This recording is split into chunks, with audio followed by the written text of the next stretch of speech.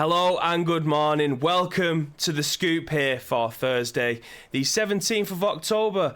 As you can see, this is someone who is making his debut here today. You may know him as BK Connor. He is usually our mod that's in the stream, but today, as Graham Day isn't here, he's decided to join us. So, how are you feeling today, mate? I'm feeling good. I'm glad you decided to say the date because I had no idea what date it was. So, nice pressure off there. Nice, easy start to the show. Just have to say hi. Well, you love to see it.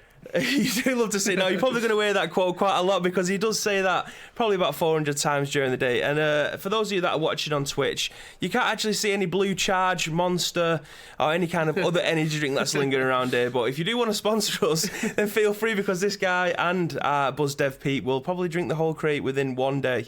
It's got to be done. It has got to be done, do you know what I mean? Well, I seen you crack one open this morning as soon as you got in. I'm a bit annoyed because this show is actually... I'd normally be just cracking open my second one of the day right now. This show's clearly taken over. I didn't want to put any on the desk, looking professional. Well, I'm hiding my Star Wars coffee cup behind here. I'm sure it's Lee's, but he's not in, so I'm robbing it. Ice Cream Uploads in the chat says, morning, Graham. I imagine you're probably on your way down to London now for EGX. We see Reveler lurking in the chat as well. So, yes, as mentioned, this is Thursday. This is your morning scoop. We are live every single weekday morning from 10 a.m. live on Twitch. But don't panic if you can't miss that. If you do miss that, sorry, you will be able to find this podcast on all podcast services, including Google Play now. Including it's incredible. Yeah, we really have made it. So we've got iTunes, we've got Spotify, we've got SoundCloud, and now Google Play. So all four major platforms, as far as I'm aware. Don't forget though, we also are on Twitch, which you're watching now. You'll be able to find this as a VOD, not a vid, and also YouTube as well as a video later on in the day. So I see Adept in the chat. He's he's a social media manager for Buzzkill. I don't know if you've heard of Buzzkill. I don't mention it very often. I don't know what Buzzkill is, mate, if I'm being honest. He's your hoodie there. No, that's a Manchester Bee. That's a Manchester Bee. Hoodie there says otherwise, my friend. This is the Manchester Bee, my friend. This is not Buzzkill. So, I'm going to put you on the spot, mate. I asked you if you could read before, and you're very... Oh, you've not given me a chance to learn how to read, have you? So... No, I haven't, mate. So, I've got the first... I need to bring this up on my screen for everyone that's watching on Twitch TV. We do actually bring the news up for you so you can read and listen along for those that are listening on podcast services. Connor is going to read this for you. So the first news article today has come from I'm pressing the wrong buttons. I've just dimmed my screen. How very dim of me. But yeah, if you want to go ahead and read the first article, mate, that'll be great. Absolutely no problem. So it's basically about Blizzard again. Who would have guessed it? Absolutely crazy. This has to be 8 days in a row we've gone through this. Oh, easily. Is it on screen, by the way? Well done. Well done, my friend. It's a good start. Well done. That's Phil Foden right there. Bibby just had to get Phil Foden in the stream. I didn't duplicate my display, did I, mate? That's the problem here. That is the problem. We've had a nightmare. There we go. So it's Blizzard again. Wow, who would have guessed it? Put a quid in the jar because we're talking about Blizzard again. It's basically about them finally suspending the US Hearthstone team that staged the Hong Kong livestream protest. So that was obviously with the team that got banned for a year, and then they got banned for 6 months, and then the other team didn't get banned, and then now they're banned. So, yeah, fantastic. Nice and easy to follow there. So basically, Blizzard have finally suspended the US Hearthstone collegiate team that held up a free Hong Kong boycott Blizz sign during a tournament stream, following accusations from the community and the team itself that its failure to punish the players was hypocritical. What do you think about that? Do you think they should have been banned? Absolutely. I mean, if they're going to double down with whatever it is that they deem inappropriate, they have to do it across the board. Now, if someone's doing this during a live stream of Hearthstone, during, I imagine it's a sponsored event, it's an actual tournament, and they're doing the exact same thing that somebody else did and got banned for quite a substantial amount of time. Yeah. They've already set the precedent. They need to do it again. So you got to be, if you're doing it for one, even if it's the wrong decision in hindsight, like you got to do it for all, haven't you? Really? Absolutely. I mean, eventually they've come out and they've said that they want to give the prize money back to Blitzchung, which is cool. They've reduced his sentence. He's currently. He was serving life. But he's reduced his sentence to 6 months. 6 months into community service. Absolutely, and they need to do it across the board. Then, if they either need to double down or they just need to remove it altogether. They've kind of met in the middle. They've still said what they deem appropriate. I think that we've got the video here as well that seems to have auto-played. I don't know if is it a GIF? It might actually be a GIF because I can't zoom in on it. But yeah, I think you'll be able to see, for all of you that are watching live, you'll be able to see underneath there, it says Free Hong Kong, Boycott Blizz, and then instantly the camera pans to something else. So they knew what... Yeah. They may not have known what was coming, but they were ready for it. They was ready for it. I imagine they probably knew that this was going to happen at some point. Yeah. Talking about watching live as well, we've got Dad and Lad Gaming. Morning, gents. Good morning. And we've got the Adventurist. He's looking forward to some facts, apparently. Oh no. Alistair wants to enforce Alistair's fact of the day, which is Mr. Adventurous. So he wants to just pop down for 2 or 3 minutes and just give us a fact of the day and then just wander off like nothing ever happened. Into the distance. Yeah, so if that's something that you want to see, let us know. We can arrange it. / let it happen by force. But yeah, as the I'm just going to read the last paragraph of this article as well, because BlizzCon is meant to be happening soon, and also Overwatch got released on Switch. I think it was yesterday, and they cancelled it, didn't they? They did cancel it. So the company has been blocking player cams and post-game interviews from its live stream since last week, and even cancelled the Overwatch Switch launch party at Nintendo's New York store. Time will tell how it plans out with the deal for any potential discontent during this year's BlizzCon, which begins in a few short weeks. Well, that's going to be an absolute nightmare. Well, you got to think from not only have Blizzard shot themselves in the foot with that, and with how they've reacted with that, you've also got Nintendo who can't be happy. About because this is their flagship esports game, surely. There was some very sort of passive aggressive tweets from Nintendo. They were like, "Oh, we've cancelled it because of Blizzard and all this stuff," and then now people are worrying that the Overwatch characters aren't going to be in the crossover games like Smash and stuff like that. So yeah, I mean, I'm just trying to think now of actually any esports games that are on the Switch, and I can't think of any that they would actually put into an esports. Yeah. Kind of format, barring Overwatch. They've obviously got Paladins as well, and they've got things like Fortnite, but I don't think anyone who's competing in Fortnite is playing on the Switch. Yeah, you're not cranking 90s on the Switch, are you?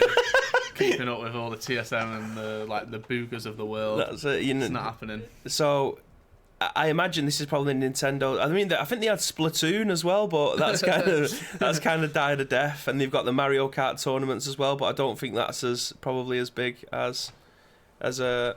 Oh, I don't think that's as big as what you'd expect it to be. So, yeah, definitely not. I feel like Blizzard are sort of in a weird spot at the minute where they can't win.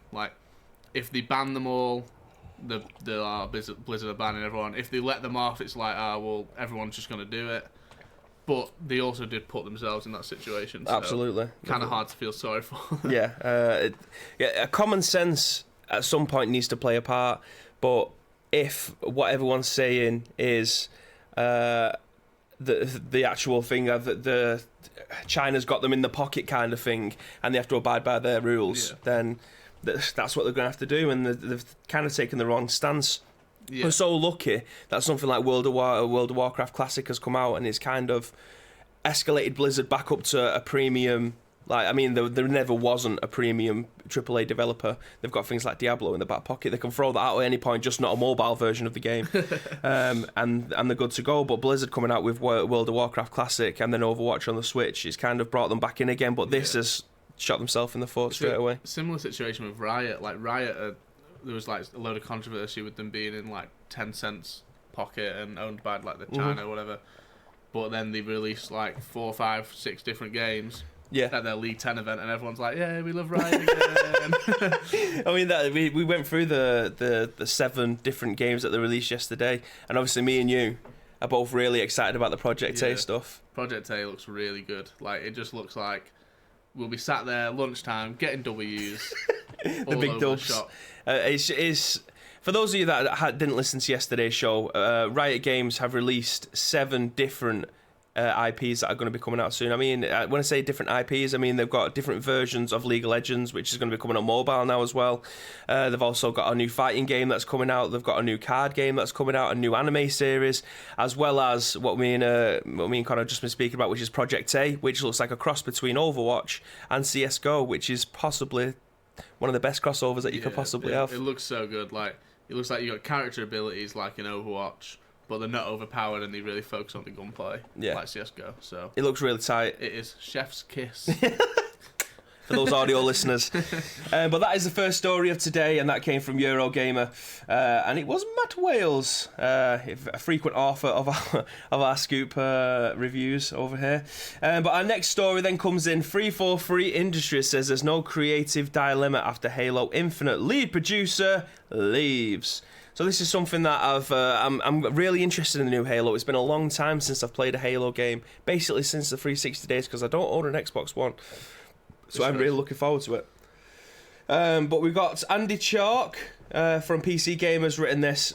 So I've just gone through the title. We'll read through the first paragraph. In August, Microsoft confirms that Halo Infinite creative director... Oh my god! Usually Graham does this stuff, so... Yeah, Graham does this stuff. Nice excuse. I apologise. There we go. Sorry, I miss you, Graham. In August, Microsoft confirms that Halo Infinite creative director Tim... I can never pronounce that name. Tim Longo...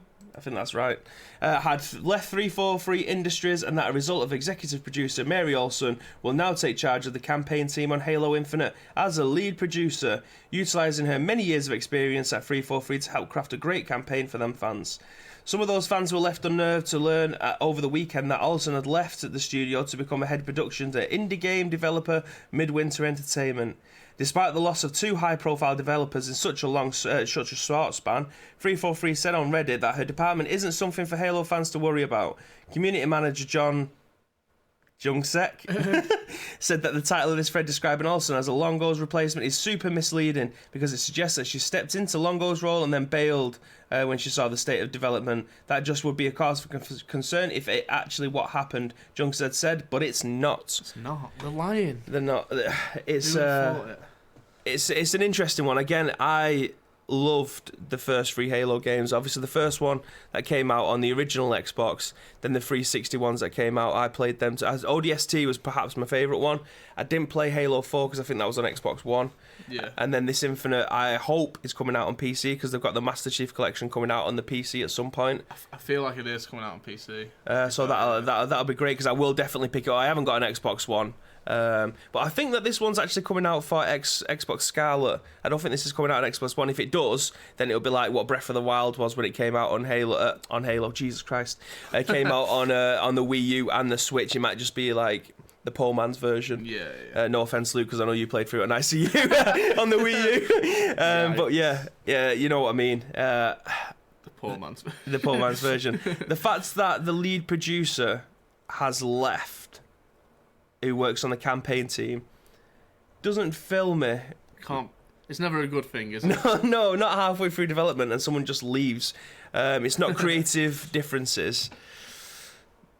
I don't really know how to take it. I mean, other fans of the series are probably who are a lot more into Halo than I am. Will probably have a better opinion on this one. But when you've got your lead producer leaving whilst making the campaign of the game, that's never good.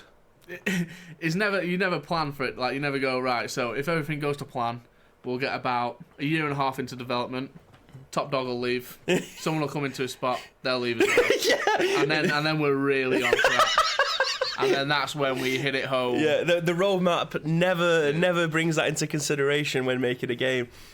So it's an interesting one. I'm just having a look at the chat now. It says Breath of the Wild versions are supposedly identical, to be honest, but still went with it on the Switch too anyway. So he double dipped on that. But the draw distance and everything on. I mean, this is a whole Zelda debate that we didn't even. We didn't counter into today's scoop, but I mean, we can have this conversation. I think the draw distance on the Wii U is not as superior as it is on the Nintendo Switch, and also the frame rate and the graphical shading is a lot less on the Wii U, but I mean... Well, Bibby's told you there. I have no idea. I will go with what Bibby says, just to make it less awkward for the stream purposes. I can see Zombie in the chat as well. Good morning to you, sir. It looks like Graham's different. Fair play to him. He's looking great today. He is. He's looking He might good. have put on a few pounds overnight. He had a big tea last night. He had a chippy tea last night. He had a chippy tea and he's got two hot dogs, and they were both battered. And he got double gravy. Oh my God. Apart from that, he's looking great. So for those of you that are listening to our podcast services, feel free to go over to Twitch and look at the video on demand, and also YouTube to find out what Graham looks like today. Slight disclaimer, it's not Graham, it's Connor. The whole crowd is disappointed.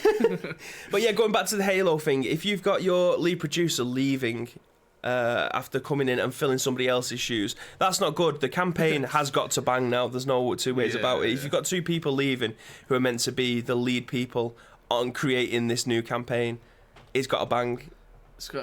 I wonder why. I wonder if it's like genuinely just like coincidence that they left, or whether they were like there's something internally like wrong.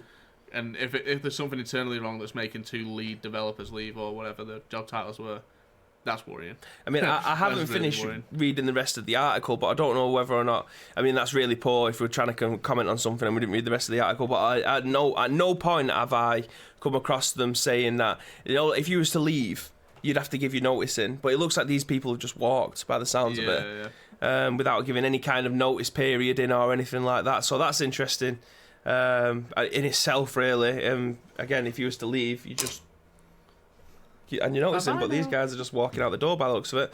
But yeah, that's the way the 343 is with Halo. I hope to God that the campaign bangs, because again, it's the first one that I'm probably playing in about, when did 2014 I think the Xbox One came out. So before that would have been Halo ODST, which I think was maybe 2008, 2009. It's a long time ago. So yeah, I'm looking forward to it. I mean, it's about half my life ago. From watching a friend of the show, Mr. Wonderboy, he streams Halo quite a lot because he is a caster for Halo, so he streams it, and the multiplayer does look good, to be fair. Like, even on Halo 4, when he's been playing that, the multiplayer looks really good, but again, I'm a terrible multiplayer player, so it kind of doesn't interest me unless I'm playing with friends. But if the campaign sucks, then let's hope that the multiplayer actually is half decent, so they can kind of make an esports back out of it again. I don't know how big the Halo scene is at the moment. I feel like the Halo scene's like been begging for a good Halo for a long time, but I feel like a lot of the players came over and are now playing in COD franchises, so not the best time to try and reboot your esports scene. We've had a request, Bibby, from the chat. Oh, Mr. Adventurous. Oh, God. I think that's aimed at you quite clearly. Can you give us a snippet of the Halo theme? For audio listeners, I don't think this is appropriate. I mean, there's only one person in this office that can sing the Halo theme in tune perfectly, and that is Mr. Adventurous. Sing it, Bibby. Give the fans what they want. No, I'm not giving the fans what they want. Give the fans what they want. I tell you what, if someone subscribes before the end of the stream, I'm gonna haul myself out here. If someone subscribes by the end of the stream, there you go, on Twitch, there's your incentive. That's worth it. That is worth it. That is so bloody worth it. Twitch Prime as well. You can get it for free.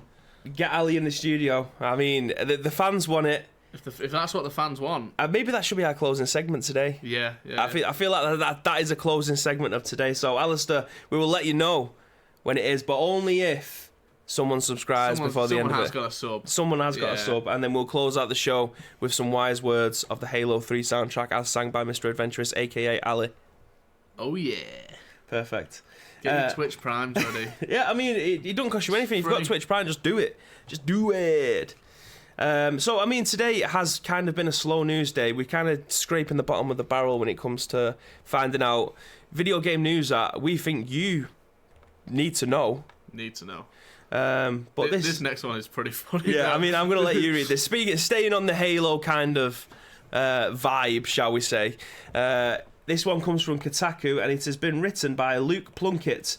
So I'm just going to do this really quick, and then I'm going to press this button, and then hopefully it should come up on the screen. And it has. Bloody brilliant. So, like, at first you're thinking, they've stolen some artwork, it's probably not that big. Basically, this new Paradox game has stolen some Halo artwork, and, they've been dragged pretty hard for it. So, like, if Bibby scrolls down, like, it seems like a non-story, but then you look at the side-by-sides, and it's like, Jesus Christ, They didn't even try. They've copied each other's. Well, they've definitely copied Halo's homework when it comes to stuff like this. And the worst bit is, the artist that has done it has left the UNSC logos on the tanks, and it's like they've sort of like tried to use an eraser tool on the Pelican or whatever it is. Tried to use the eraser tool on paint by the looks of it because they've just done such a terrible job. It's so bad. It's like I don't even know how much of the article I can read. Whether it's just best to look at it and cringe for 5 minutes and then we'll all move on. Like, I'll read through these just so our audio listeners can get an understanding of what it is that we're looking at. So new Paradox game steals Halo artwork, gets pulled, and again it's been written by Luke Plunkett on Kotaku. So Grand Strategy Masters Paradox yesterday announced that a new mobile take on their big space game Stellaris, which has already been taken offline after fans quickly discovered that the title featured art literally stolen from an artist at 343 Studios, the developers of the Halo series. Here's the art in question found within the game. It's quickly available in beta form in some regions. So I don't actually know what the zoom function is on this. What's the key? Control plus. Control plus is it? Okay, let's try that. So Control plus. Boop, boop. Ah, there we go. So those of you that are watching live on Twitch, you'll be able to see the art in question now. From that, it kind of looks like if I wasn't into the Halo series, I probably wouldn't have even recognised it. You think it's trying to like replicate it? Maybe you wouldn't think it's a straight up Photoshop job. Yeah. Here's the original piece by 343, which was made during development of Halo 4, and as you can tell, it's pretty much the exact same thing apart from some windows have been put in, and the back wall looks slightly different. But not only is it a blatant theft, it's also a terrible Photoshop. The offending artist has left the UNSC logos on the tank, while the Pelican in the foreground has just been kind of washed out, even though you can still see it on the ramp. I mean, where do you go from this? I mean, Halo are well within their right to be able to go through and sue the asses off these guys from taking their artwork. They are literally never getting out of a lawsuit. No, absolutely not. They may as well just liquidate. So they have it's released a statement, Stellaris, and it's kind of it's such a cliche statement. It's such a statement that you'd expect them to write. It's very PR friendly. Yeah. So from the Stellaris Commander Galaxy team, we have learned today that artwork inside Stellaris Galaxy Commander was taken from another source. We are immediately removing this content from the game, and we are deeply sorry to our fans for the affected creators. To perform such a full content sweep and ensure that this is resolved, we have temporarily taken the game offline. This was a clear mistake on our part, and we are working to fix it as quickly as we can. We trust that Game Bear make things right for Galaxy Command, and we will work closely with them to ensure this game meets the high standard our players deserve. We are sorry this happened, and we will be better. That reads as, sorry this happened, and we're sorry we got found out. Yeah, like, damn, we should have hired a better designer to Photoshop those tanks out. It's so dumb. It's, you hate to see it, you really do. Like, what were they thinking? How does a game go through that much development without no one seeing that and going, wait, you designed all that on your own? That's incredible. We're a tiny little studio. I tell you what, Dave over there is doing a bang-up job with that Photoshop. I mean, look at this. It looks great. We were going to hire a full team, but Dave just did this in one day. Christ, we haven't even given him Photoshop yet. He's only using paint. That's what it looks like, though. Someone just used like the little bit of white colouring just to make some windows. It's such a terrible job. I mean, for those, this will be in the show notes, so you can go over and have a look at the article yourself, as always. But I do very much encourage you, if you are an audio listener, just to click the link that will be in the show notes to have a look at it, because it is embarrassing when it comes down to stuff like this. It's straight up embarrassing. So bad. Especially if you are a mobile game that actually people are bang into, and then you're going to get sued through the arse, potentially lose all the profits that you've ever made for the sake of someone just going onto Google Images and finding Halo Fleet Garage or something like that. I don't know what it is that they're Googling to get these images up, but it's so blatant. Yeah, it's oh god. Big Zombie Monkey, can I copy your own work? Yeah, but make it look a little different. Well, they didn't even do that, did they? They've said to him, yeah, keep it exactly the same. Oh, so Killing Me lads only have 30 minutes to bang this out. That's what it is, though. I don't know whether or not it's a short developer time, a short lead time. I don't know, but it's dumb. All we do know is that there's a designer somewhere looking for a job. Absolutely. Poor lad. So that was an article from Kotaku. Let's bring the big boys back in with this camera. Boom! Hey, we do kind of look washed out because those of you that know what our studio is, like, we've got highly intensive lights in a very small space. So that is obviously something that we're going to be trying to change as we go along. But you wanted more cameras, we're giving you more cameras.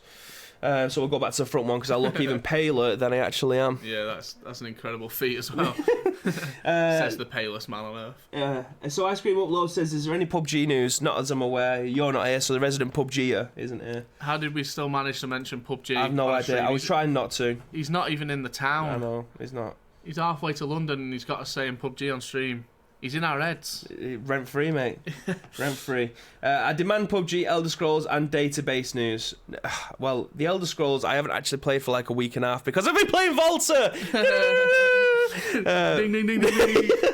Nah, I haven't played it. My mate Alpy's been away, and we played that together. I think we may be on tonight, so you may have some more Elder Scrolls news tomorrow. But as it stands, there isn't any. PUBG we won't hear till Monday when Graham's back because he's at EGX. And Volta, you may hear something. Oh, we got the Halo tune. There we go. Halo tune will be in full effect. Thank you very much, Velvet Lou, who is again part of the Ice Cream Uploads team. That does mean that Alistair will be closing out the show with a Halo 3 theme tune. Incredible. It's things that you love to see on the Ice Cream Upload scoop at 10 a.m. every weekday morning. Every Tuesday. Every Tuesday. I was, yeah. But I mean... Well, it is. You were right. Yeah. Well, but it was a long way to say it. Every Tuesday and Thursday and Wednesday and Friday and Monday. And everything else in between.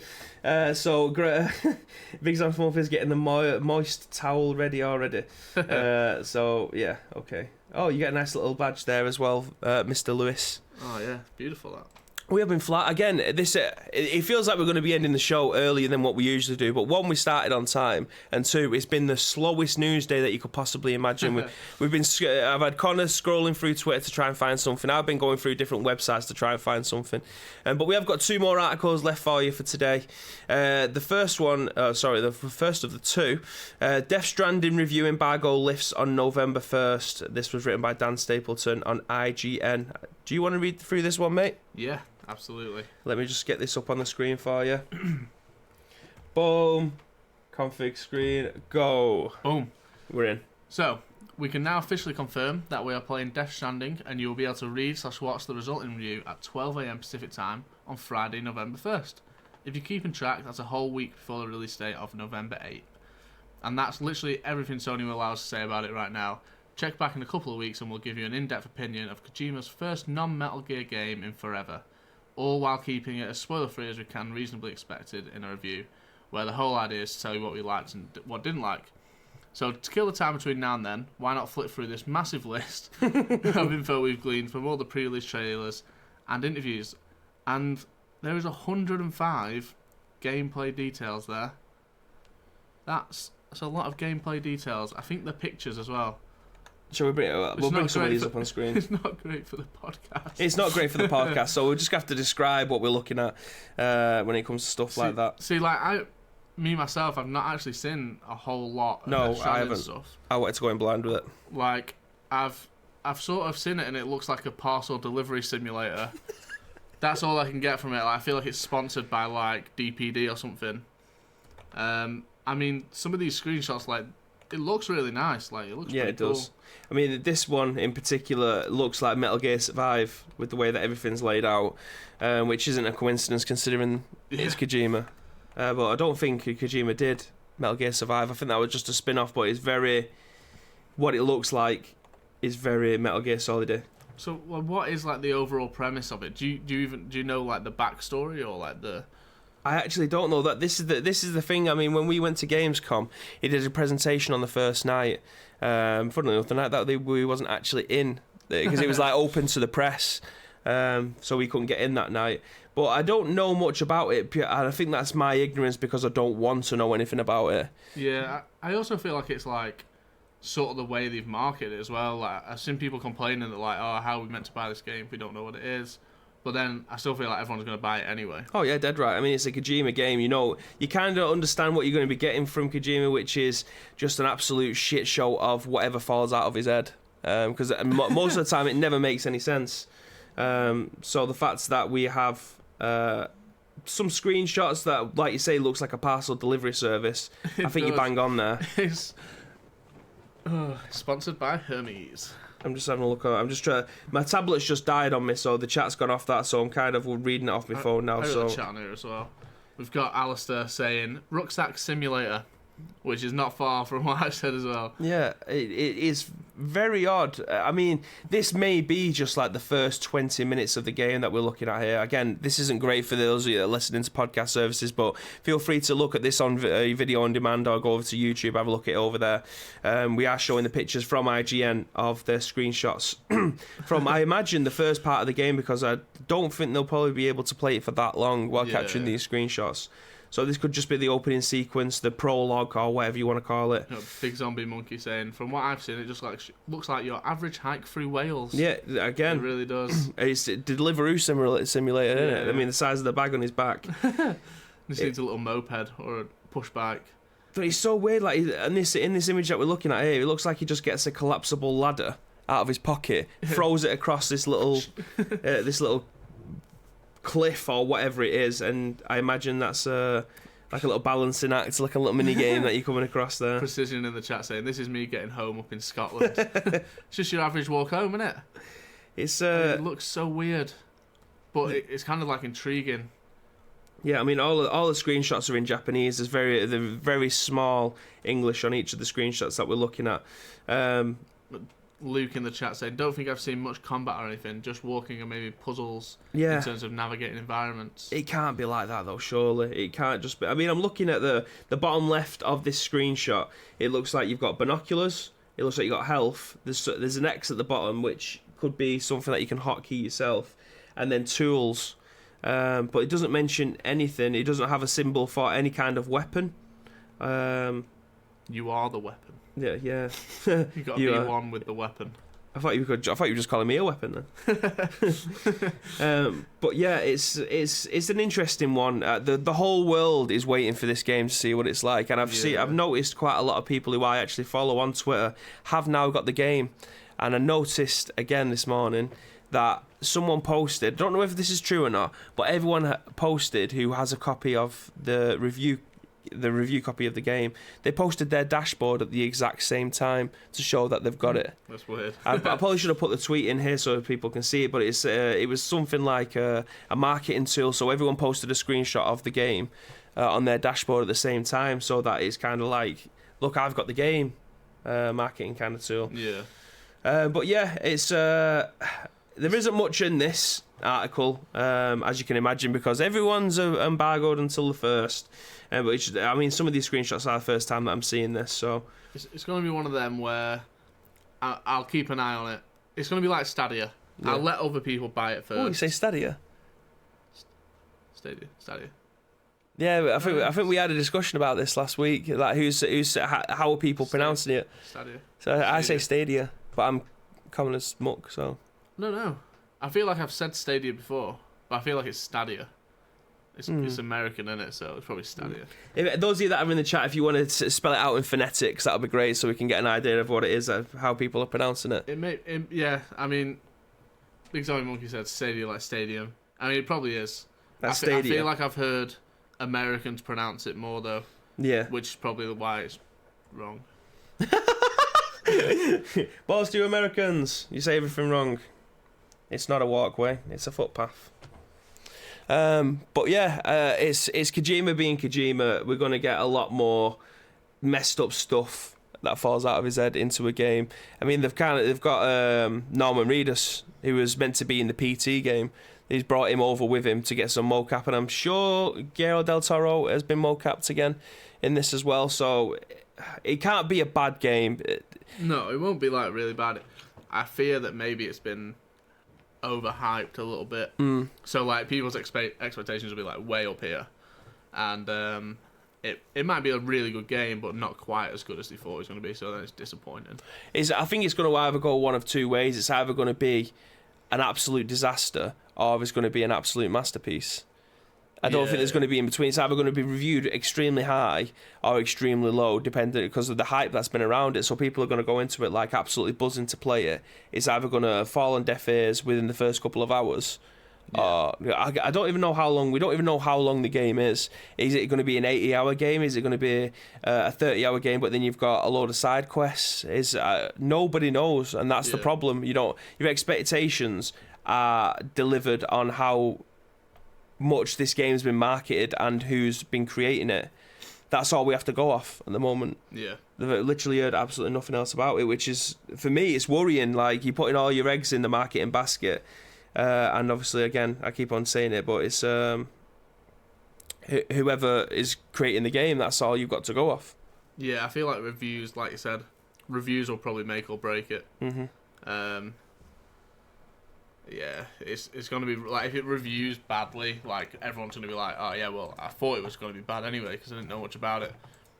So, well, it'd be interesting 1st of November. When I say that I've been staying away from what it is that they're talking about, like, I don't think I've watched any of the trailers in depth about it yet, but even so, there isn't much to go off of them anyway, because if there was, people would be writing and talking about it, but they're not, so that makes me think that there's nothing there anyway. But yeah, that is the Death Stranding review. Again, top line is that the embargo is going to lift on November 1st. The game comes out on November 8th, is it? Yeah, November 8th, yeah. So yeah, that's all we've got for the time being.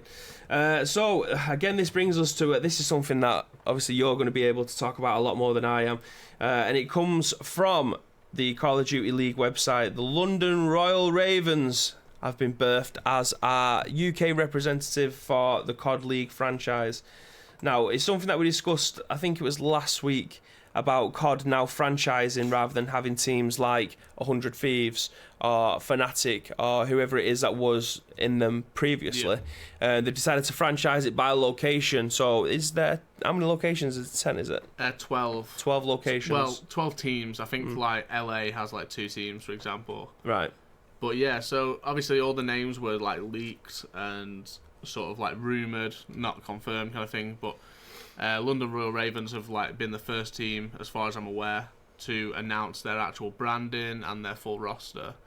It looks pretty nice. I was surprised. There was some talk about them potentially not being allowed to be called like Royal Ravens because the word royal in a company name has to get approval and stuff like that. But I don't know. The branding looks nice and they've got some nice merch. It's expensive though. £50 for a hoodie. Jesus Christ. It's disgraceful. I'll tell you where you can get some affordable merchandise though.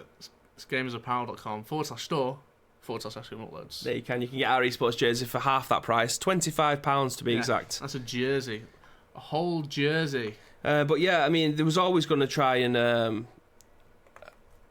and get top dollar for their merch because there is so little teams that are going around. Yeah. I think it was the discussion that we had in the office to say that if you was to pay the 25 million into this, was it the Overwatch one where they tried to get the TV rights money and obviously merchandise to try and bump the prize pool up if they don't end up winning? Yeah, so like the way it works with like, because it's Activision Blizzard that own both Overwatch and COD, they've done it exactly the same, but Overwatch was already like pretty well established and had pre-existing like TV licenses and like broadcast rights and stuff.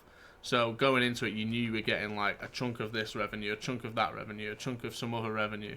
Whereas COD, it's like it's the same prize pools, but you don't know how it's going to take off and stuff. But I don't know. I think it'll do okay. Like long term, it'll probably be a decent investment.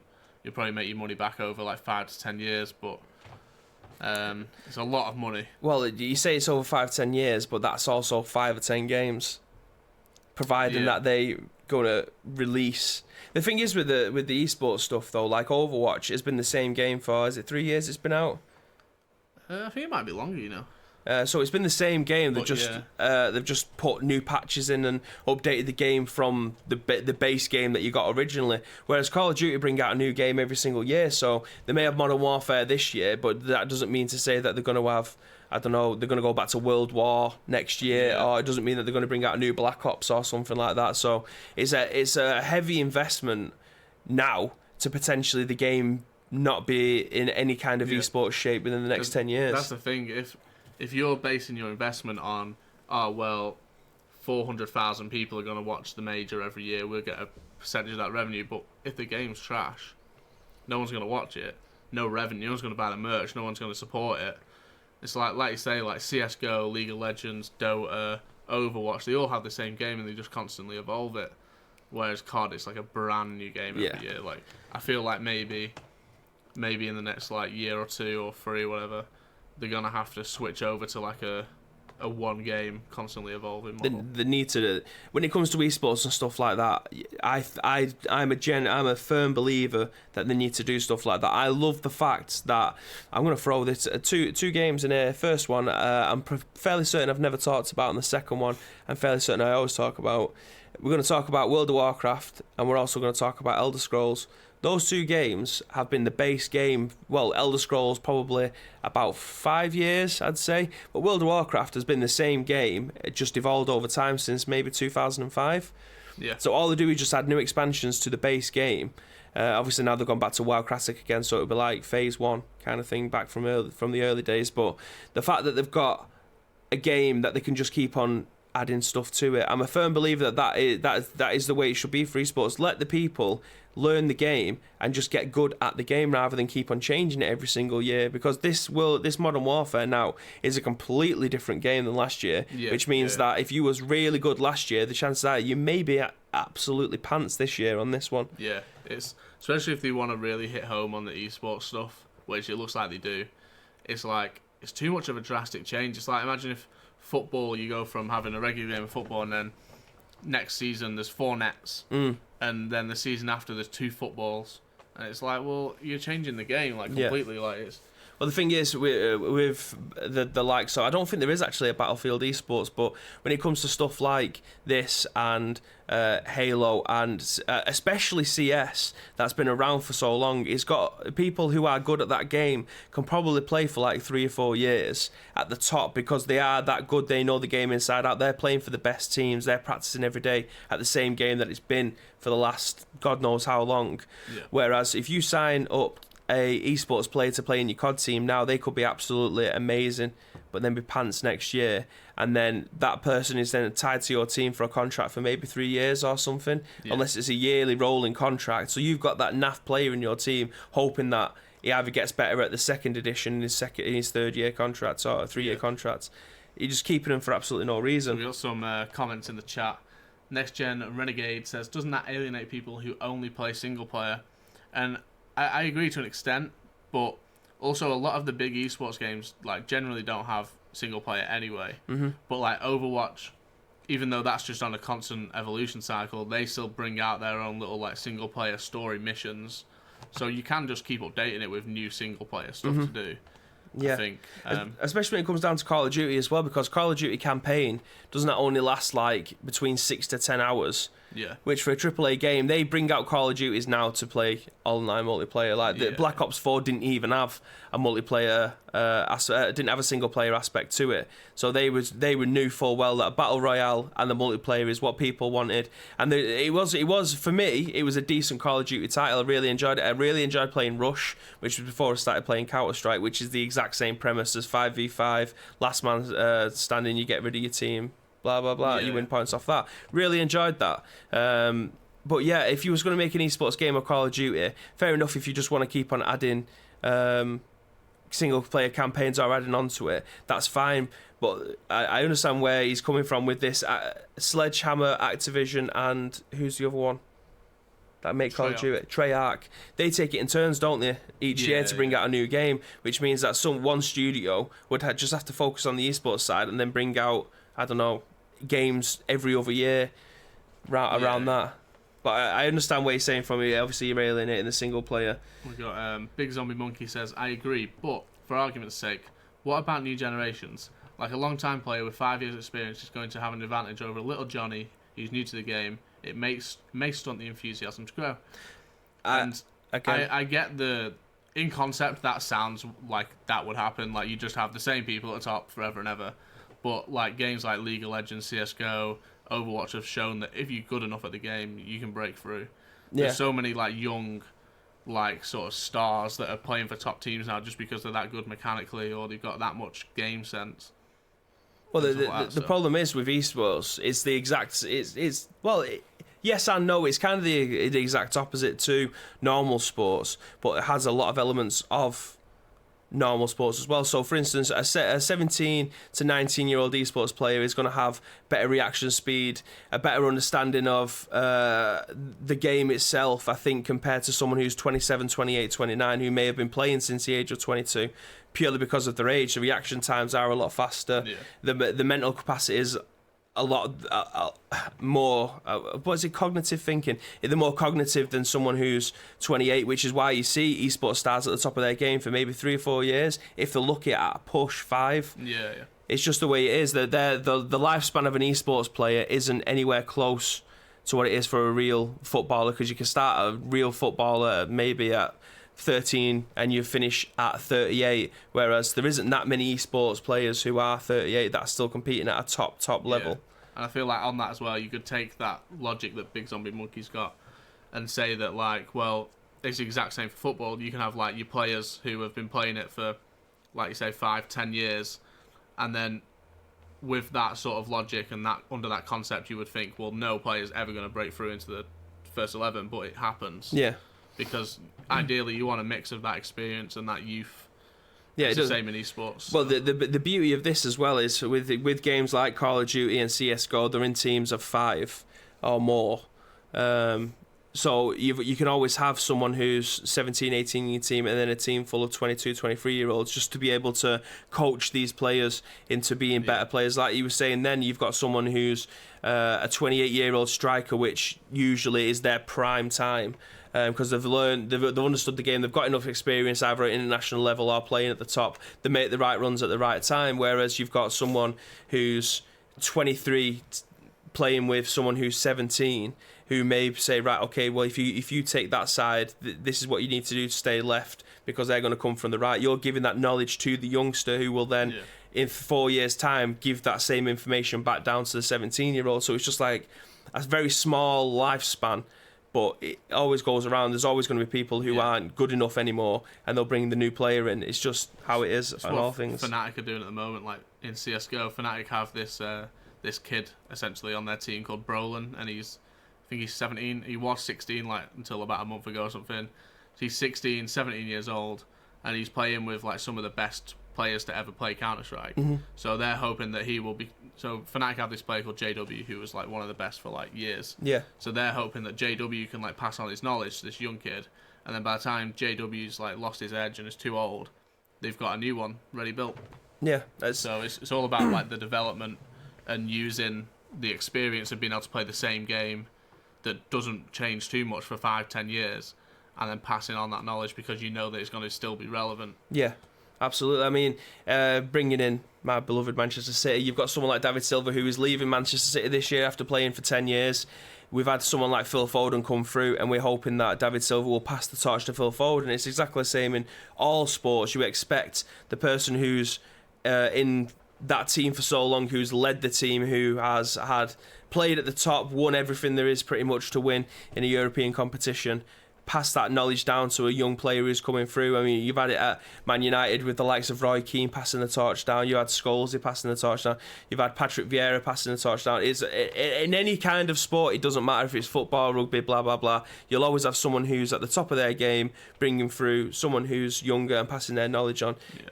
It just so happens that the gap of this is only 4 years rather than 14. Yeah, and that's why, like, bringing it back to the point, that's why COD struggles so much, because you can be, like you said, like the best player like in the world at Black Ops 4, and you can be the best player in the world at Black Ops 4 because you're using the slide mechanic, and then you're going into a jump shot with your jetpack or something. But then next year it's boots on the ground, it's World War. Yeah. And you can't slide, you can't use your jetpack, you can't use your boosters, and no scopes or anything. All of a sudden, you're trash at the game, and you can't pass on your knowledge, so you're now just old, and all your experience is useless anyway. Yeah. So that's why, like, I think COD, if they really want to become a top esport, need to switch to, or at least have an esport game where it doesn't release every year, it just constantly evolves, and then single player / casual mode separately if they really wanted to anyway. So they can still get the game sales, which I'm sure they like. Yeah. Every year, seeing the millions roll in, I'm sure that's not a... Well, that's it. I mean, I don't know what the share is between the likes of Activision, Sledgehammer and Treyarch. I don't know what the percentage is of do they get does COD split the revenue for each game between those studios, or is it just like one big pot and then they take the shares out of that? I don't know. I think it's unfair if you were just one studio. Like, who is it that makes Black Ops? Is that like it might be Sledgehammer? I can't remember, but they would then just only be able to play make Black Ops games, but they know that Infinite Warfare maybe this is all hypothetical. The Infinite Warfare may make more, so they're like, well, we're creating a game that is the third best in the 3 different types of Call of Duty games, but we're only getting a small percentage kind of thing. I don't know how it works, but yeah, I think that they just need to bring out, like they've done with Call of Duty Mobile. Now they've brought out a Call of Duty game that has all the maps on, all your favourite maps, should we say, and it's just one mechanic. Now they can make an esports out of this game right now as it stands. 100%. And this game isn't going to change. It's not going to have any other developers messing with it. It's just going to be Call of Duty Mobile. You can play this game for 4 years. We'll make an esport out of it. You've got 4 years worth of content there for one particular person. Yeah, that's the way it's going to go. COD Mobile, and you were talking about it on the show the other day. I can't remember what day, but like, and compared to like PUBG Mobile and stuff like that, it's had an unbelievable launch. Yeah, like that success should show them that they don't need the game sales. People will spend money on a game if they're getting it for free and it's constantly evolving. Mm-hmm. Same as CS:GO, people spend thousands of pounds on skins for the guns, but you're losing the £50 for selling the game every year. But I'd rather take the £1,000 on skins. Well, we had it on in the office, and there was some bloke that had his tablet. He had a camera on. He had his HDMI plugged into his tablet, and then he had a camera over the top of him, and he was just using his fingers on the screen, and he was insane. He was one of the best players, apparently one of the best players on YouTube at the time. And he was having like 2,000 people watching him. But I've since seen people playing Call of Duty Mobile, obviously on the mobile, using one of the controllers that you can get, the Bluetooth controllers. Yeah. So if you're able to do that, you can play it anywhere you want. You can get good wherever you want for the price of £10 for buying the joystick, because you don't have to use any of the microtransactions. You don't have to pay to enter the tournaments. You just have to be good.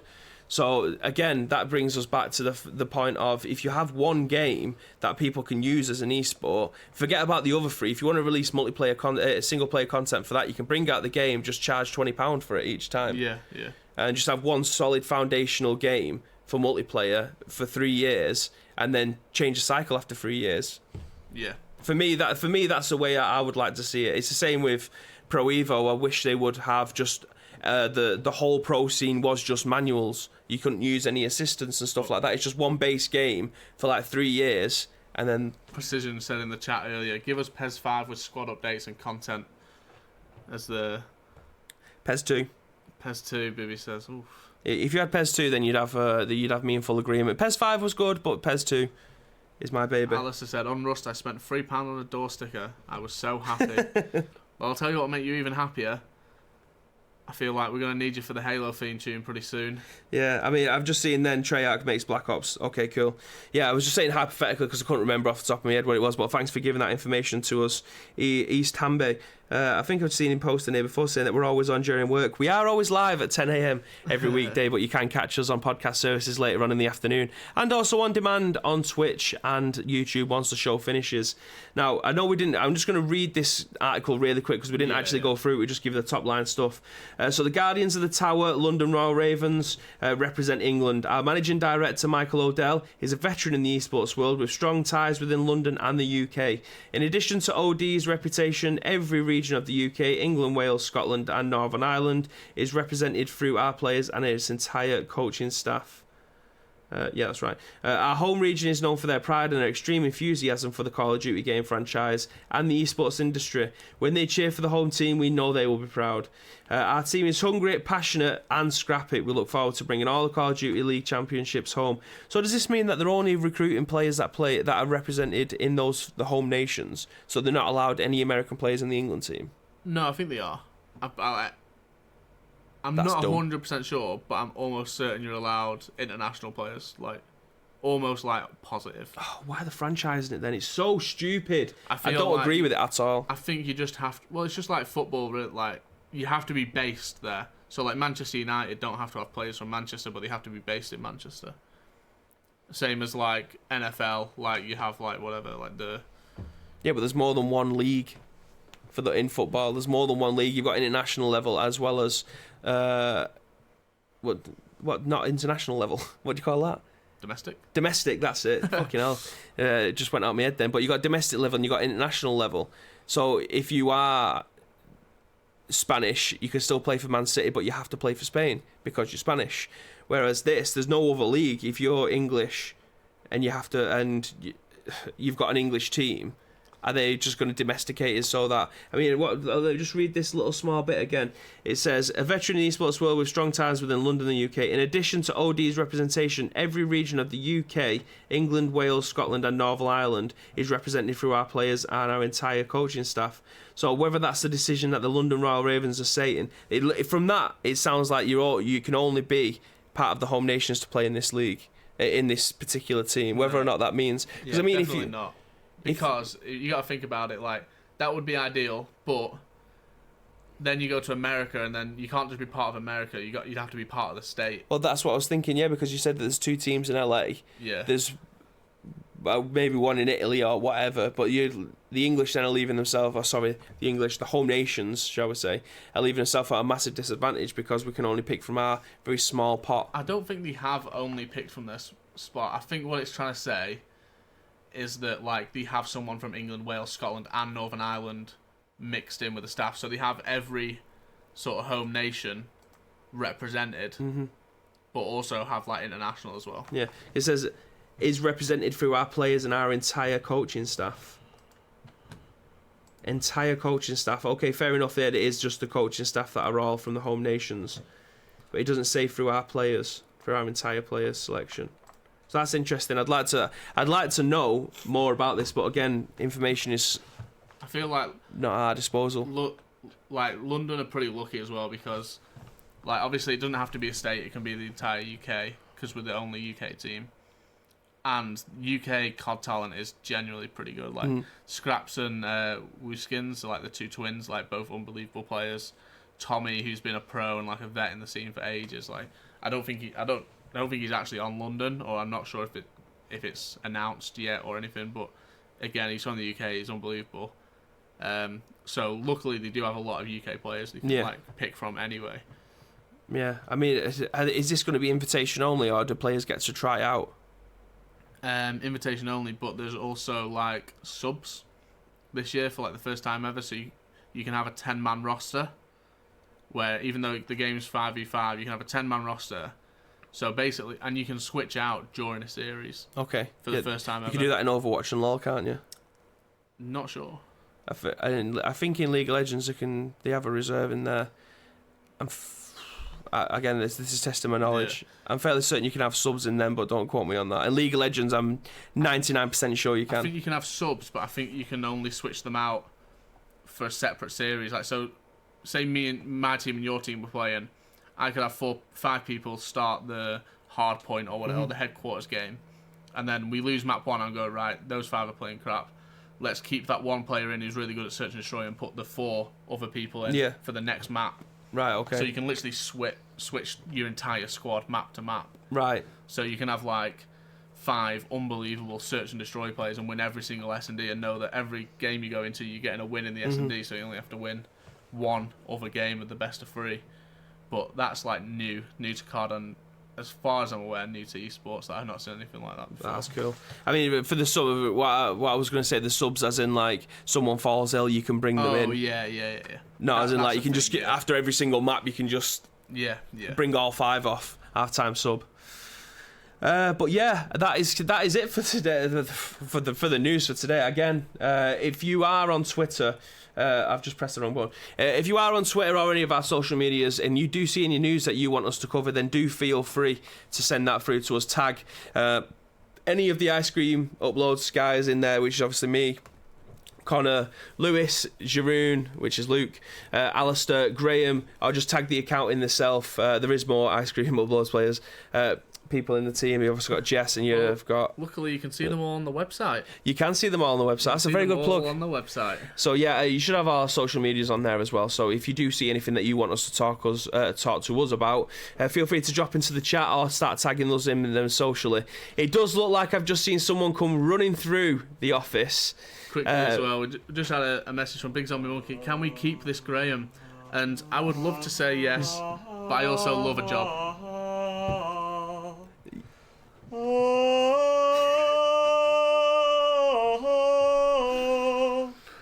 How is this only episode 9?